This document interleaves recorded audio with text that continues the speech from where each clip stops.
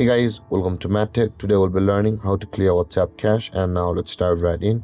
Now to clear WhatsApp cache on your phone, first open up the settings of your phone and not the WhatsApp itself, and on this interface scroll down and find apps, which should be over here just above the location. Tap on apps, and over here you can see the app management option available for us at the top of the screen. Tap on app management, and over here you can see the search bar at the top of the screen. Tap on it and search for WhatsApp and open it, and over here you can see the storage usage option available for us just below the data usage. Tap on storage usage, and over here you can see the clear cache option available for us just below the cache. Tap on clear cache, and then the cache of the WhatsApp will be cleared.